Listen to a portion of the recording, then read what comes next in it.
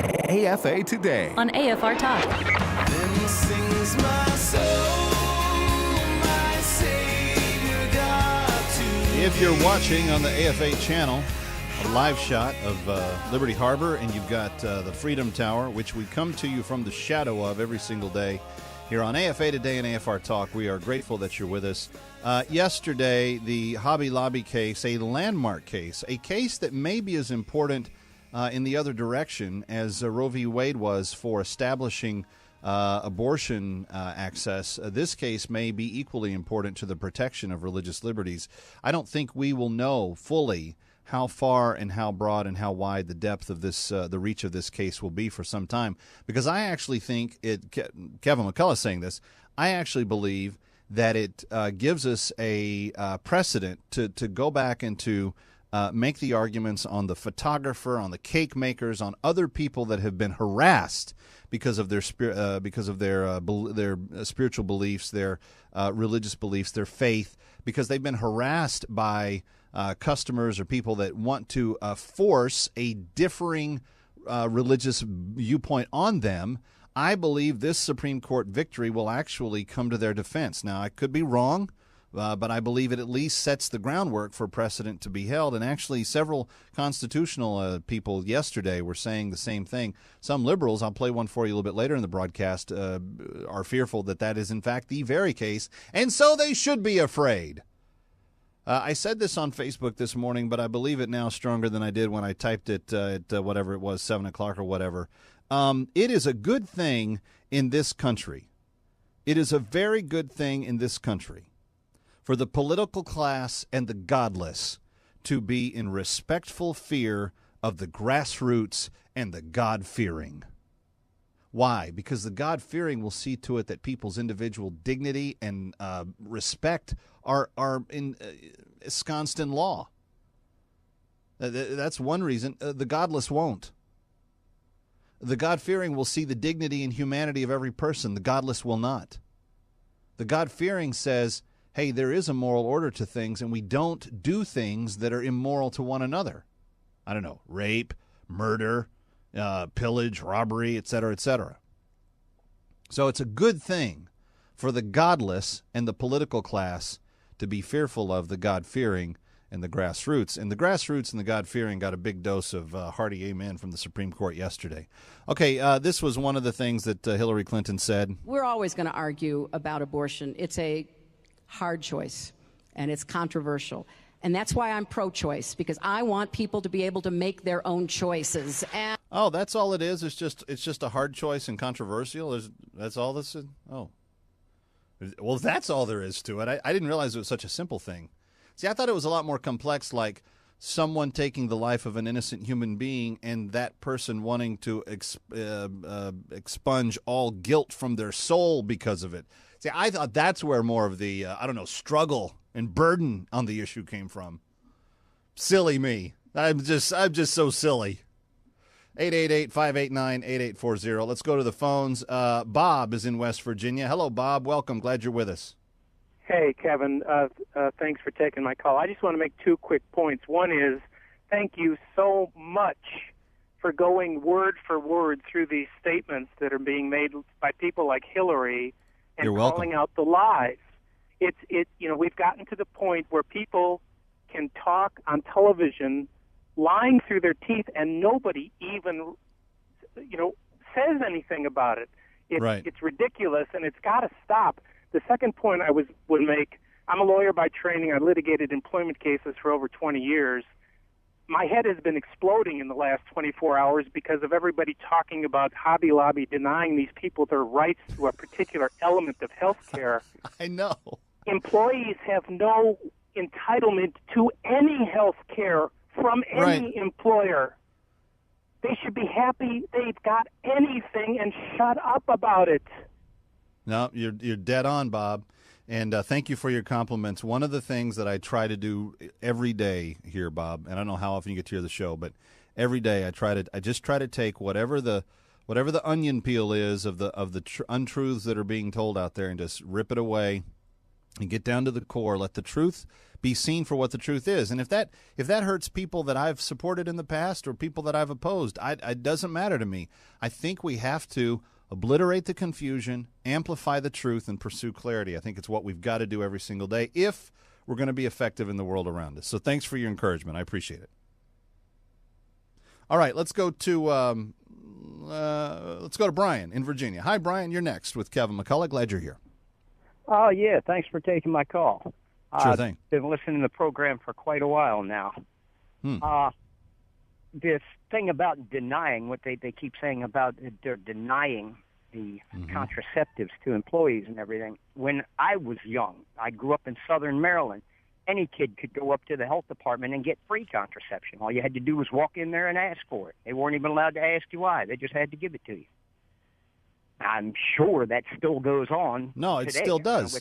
Well, as we said on this show yesterday, and I had Ed Morrissey on with me, he described that Title IX allows you to basically get it through the government for free.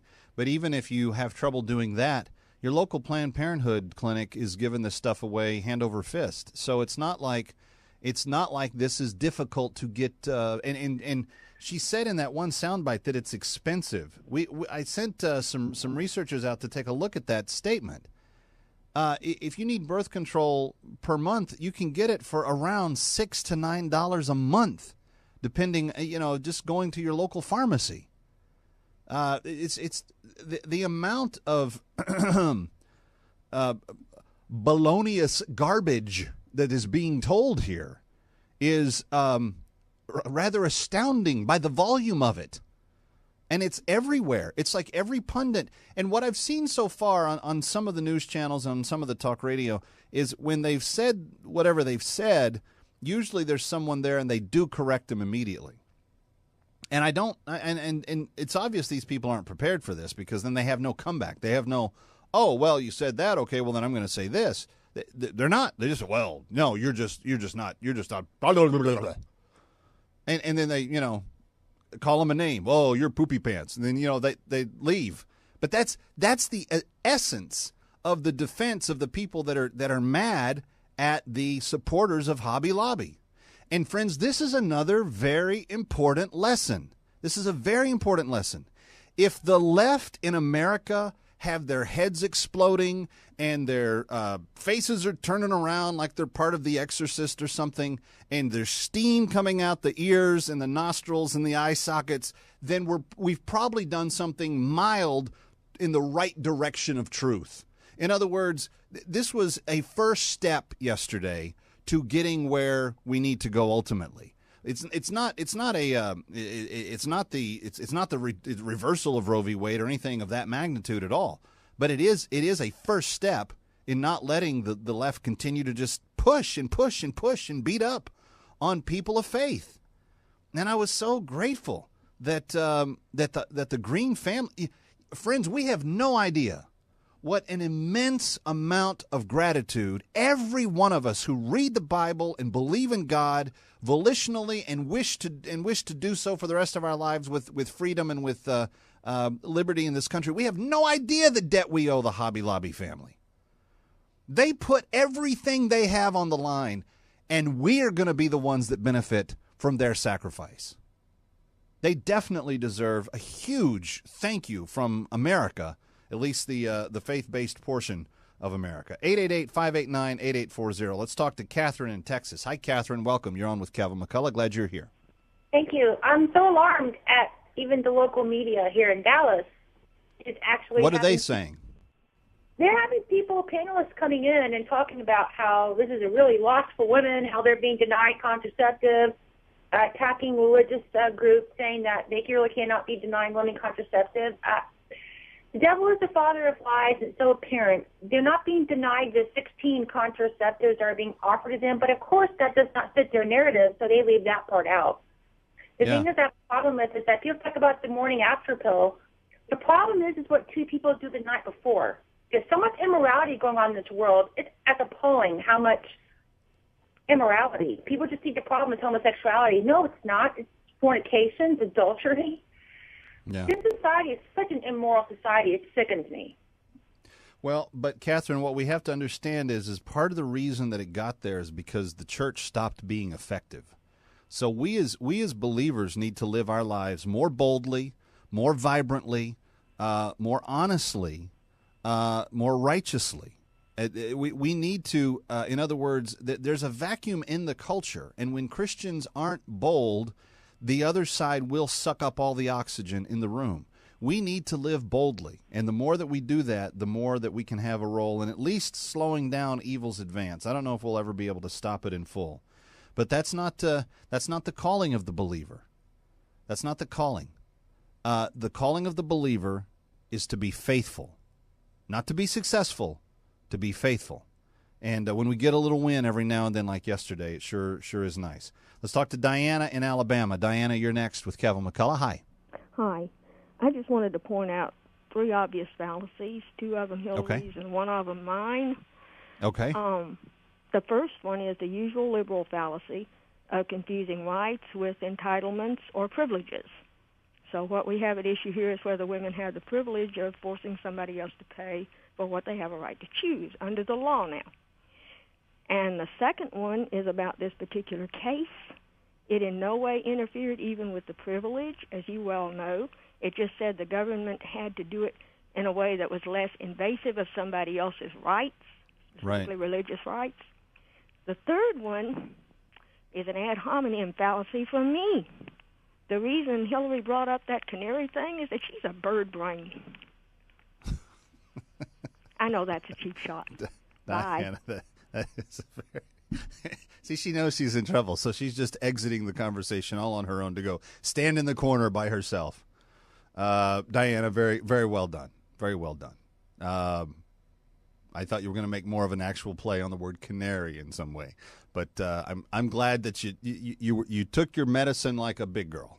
888-589-8840, 888-589-8840. Let's talk to Gabe in Virginia. Gabe, welcome. You're on with Kevin McCullough. Hi. Hi, Kevin. Thank you for having me on. And sure. I have 2 comments.